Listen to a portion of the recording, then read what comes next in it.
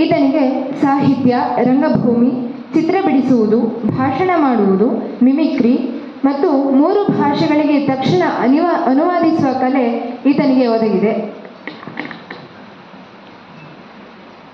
ಕೃಷ್ಣ ವಂದೇ ಜಗದ್ಗುರು ಯದಾ ಯದಾ ಹಿ ಧರ್ಮಸ್ಯ ಜ್ಞಾನೋರ್ಭವತಿ ಭಾರತ ಎನ್ನುವ ಹಾಗೆ ಈ ಭೂಮಿಯ ಮೇಲೆ ಅಧರ್ಮ ಹೆಚ್ಚಾದಾಗ ಭಗವಂತ ಶ್ರೀಕೃಷ್ಣನು ಅವತಾರ ತಾಳಿ ಬರುತ್ತೇನೆ ಎಂದು ಹೇಳಿದನು. ಕಂಸನ ತಂಗಿ ಎಂದರೆ ದೇವಕಿಯ ಮದುವೆ ವೇಳೆ ಆಕಾಶವಾಣಿಯಾಗುತ್ತದೆ. ಏನೆಂದರೆ, ಓ ಕಂಸ, ದೇವಕಿ ಎಂದರೆ ಪುತ್ರನಿಂದ ವಧೆಯಾಗುತ್ತದೆ. ಆಕೆ ಕಂಸನು ಭಯಭೀತನಾಗಿ ದೇವಕಿ ಮತ್ತು ವಸುದೇವನಿಗೆ ಕಾರಾಗೃಹದಲ್ಲಿ ಹಾಕಿ ಬಿಡುತ್ತಾನೆ ಮತ್ತು ತನ್ನ ದೇವಕಿ ಮತ್ತು ವಸುದೇವನಿಗೆ ಹುಟ್ಟ 7 ಮಕ್ಕಳಿಗೆ ಕೂಡ ವಧೆಯನ್ನು ಮಾಡುತ್ತಾರೆ. ಮತ್ತು ಭಗವಂತ ಶ್ರೀಕೃಷ್ಣ ಶ್ರಾವಣ ಮಾಸದ ಅಷ್ಟಮಿ ದಿವಸದ ರೋಹಿಣಿ ನಕ್ಷತ್ರದಂದು ರಾತ್ರಿ 12 ಗಂಟೆಗೆ ಚಕ್ರವನ್ನು ತಾಳುತ್ತಾರೆ. ರಾತ್ರಿ ಹೊತ್ತು ಇದ್ದರೂ ಇಡೀ ಕಾರಾಗೃಹವೇ ಬೆಳಕಿರಬೇಕಾಗಿತ್ತು. ಸ್ವರ್ಗಲೋಕದ ದೇವಾದೇವತೆ ಎಲ್ಲರೂ ಪ್ರಾರ್ಥನೆಯಲ್ಲಿ ತೊಡಗಿದರು ಮತ್ತು ಕಂಸನ ಭಯದಿಂದ ವಸುದೇವನು ಶ್ರೀಕೃಷ್ಣನನ್ನು ಗೋಕುಲಕ್ಕೆ ಬಿಟ್ಟು ಬರಲು ನಿರ್ಧರಿಸುತ್ತಾನೆ.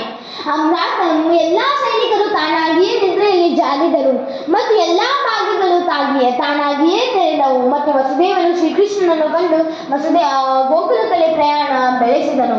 ಮಧ್ಯದಲ್ಲಿ 7 ಹೆಡೆಯ ಹಾವು ಎಂದರೆ ಶೇಷನಾಗ ಭಗವಂತ ಶ್ರೀಕೃಷ್ಣನ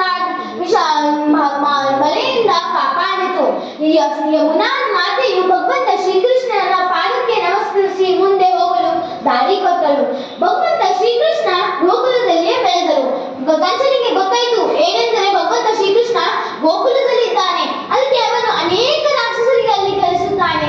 ಹೇಗೆಂದರೆ ಪೂಜನಿಗೆ ದೊಡ್ಡ ದೇಹವಿರುತ್ತದೆ. ಆಕೆ ಒಬ್ಬ ಮೋಹಿನಿ ರೂಪದಲ್ಲಿ ಬಂದು ಭಗವಂತ ಶ್ರೀಕೃಷ್ಣ ವಧೆಯಾಡಲು ನಿರ್ಧರಿಸುತ್ತಾನೆ. ಆದರೆ ಭಗವಂತ ಶ್ರೀಕೃಷ್ಣ ಪೂಜನೆಯ ವಿಷ ಪಡೆದ ಎದೆ ಹಾಲನ್ನು ಕುಡಿದು ಆಕೆಯ ಸಂಹಾರವನ್ನು ಮಾಡುತ್ತಾರೆ. ಮತ್ತು ಮುಂದೆ ತೃಣಾವತ ಬಂದು ಸುಂಟರಗಾಳಿ ರೂಪದಲ್ಲಿ ಬಂದು ಭಗವಂತ ಶ್ರೀಕೃಷ್ಣನನ್ನು ಎತ್ತರದಿಂದ ಬೀಳಿಸಿ ವಧೆಯನ್ನು ಮಾಡಬೇಕೆಂದು ನಿರ್ಧರಿಸುತ್ತಾನೆ. ಆದರೆ ಭಗವಂತ ಶ್ರೀಕೃಷ್ಣ ತೃಣಾವತವನ್ನೇ ಎತ್ತರದಿಂದ ಬೀಳಿಸಿ ಅವನ ವಧೆಯನ್ನು ಮಾಡುತ್ತಾರೆ. ಈಗ ಅನೇಕ ರಾಕ್ಷಸರ ವಧೆಯನ್ನು ಭಗವಂತ ಶ್ರೀಕೃಷ್ಣ ಮಾಡುತ್ತಾರೆ. ಹೇಗೆಂದರೆ ಬಕಾಸುರ, ಅಗಾಸುರ, ಕೇಶಾಸುರ ಹೀಗೆ ಅನೇಕ ರಾಕ್ಷಸರ ವಧೆಯನ್ನು ಭಗವಂತ ಶ್ರೀಕೃಷ್ಣ ಮಾಡುತ್ತಾರೆ. ಒಮ್ಮೆ ಇಂದ್ರನಿಗೆ ಅಜ್ಞಾನವಾಗುತ್ತದೆ. ಏನೆಂದರೆ ಅದಕ್ಕೆ ಅವನು ಧಾರಾಕಾರ ಮಳೆಯನ್ನು ಗೋಕುಲ ಮೇಲೆ ಸುರಿಸುತ್ತಾನೆ. ಅದಕ್ಕೆ ಭಗವಂತ ಶ್ರೀಕೃಷ್ಣ ತನ್ನ ಕಿರುಬೆರಳಿನಲ್ಲಿ ಗೋವರ್ಧನ ಪರ್ವತವನ್ನು ಎತ್ತಿ ಗೋಕುಲವಾಸಿಗಳನ್ನು ಆ ಮಳೆಯಿಂದ ಕಾಪಾಡಿದರು. ಮತ್ತು ಒಮ್ಮೆ ಭಗವಂತ ಶ್ರೀಕೃಷ್ಣ ಯಮುನಾ ನದಿಯ ದಡದಲ್ಲಿ ತನ್ನ ಚೆಂಡಿನೊಂದಿಗೆ ಆಡುವಾಗ ಅವನ ಚೆಂಡು ಯಮುನಾ ನದಿಯಲ್ಲಿ ಬಿತ್ತು. ಅದಕ್ಕೆ ಭಗವಂತ ಶ್ರೀಕೃಷ್ಣ ಯಮುನಾ ನದಿಯ ಪಾತಾಳಲೋಕದಲ್ಲಿ ಹೋಗಿದಾಗ ಅಲ್ಲಿ ಒಂದು ಸರ್ಪವಿತ್ತು. ಅದರ ಹೆಸರು ಕಾಳಿಂಗ ಸರ್ಪ. ಕಾಳಿಂಗ ಸರ್ಪದ ವಿಷದಿಂದ ಇಡೀ ಯಮುನಾ ನದಿ ಕಲುಷಿತವಾಗಿತ್ತು. ಅದಕ್ಕೆ ಭಗವಂತ ಶ್ರೀಕೃಷ್ಣ ಆ ಕಾಳಿಂಗ ಸರ್ಪದೊಡನೆ ಯುದ್ಧವನ್ನಾಡಿ ಅಂತಿಮವಾಗಿ ಕಾಳಿಂಗ ಸರ್ಪದ ತಲೆಯ ಮೇಲೆ ನೃತ್ಯವನ್ನು ಮಾಡುತ್ತಾರೆ. ಈಗ ಅನೇಕ ಲೀಲೆಗಳು ಭಗವಂತ ಶ್ರೀಕೃಷ್ಣನಾಗಿದ್ದವು. ಒಮ್ಮೆ ಭಗವಂತ ಶ್ರೀಕೃಷ್ಣ ಮಣ್ಣನ್ನು ತಿಂದಿದ್ದರು.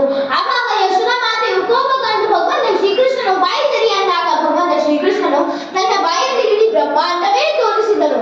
ಒಮ್ಮೆ ಶಿವನು ಕೂಡ ಬಂದು ಭಗವಂತ ಶ್ರೀಕೃಷ್ಣನ ಕೊಳಲನ್ನು ಕಾಣಿಕೆಯಾಗಿ ಕೊಟ್ಟಿದ್ದರು. ಆ ಕೊಳಲನ್ನು ಭಗವಂತ ಶ್ರೀಕೃಷ್ಣ ಊದಿದಾಗ ದೂರದಿಂದ ಗೋಪಿಯರು, ಗೋಗಳು, ಪ್ರಾಣಿ, ಪಕ್ಷಿಗಳು ಓಡೋಡಿ ಬಂದು ನೃತ್ಯವನ್ನು ಮಾಡುತ್ತಿದ್ದವು. ಇವೆಲ್ಲ ಲೀಲೆಗಳು ಭಗವಂತ ಶ್ರೀಕೃಷ್ಣರಾಗಿದ್ದವು. ಇವೆಲ್ಲಗಳನ್ನು ನೋಡಿ ಕಂಸನು ಶ್ರೀಕೃಷ್ಣನನ್ನು ಮಥುರಾ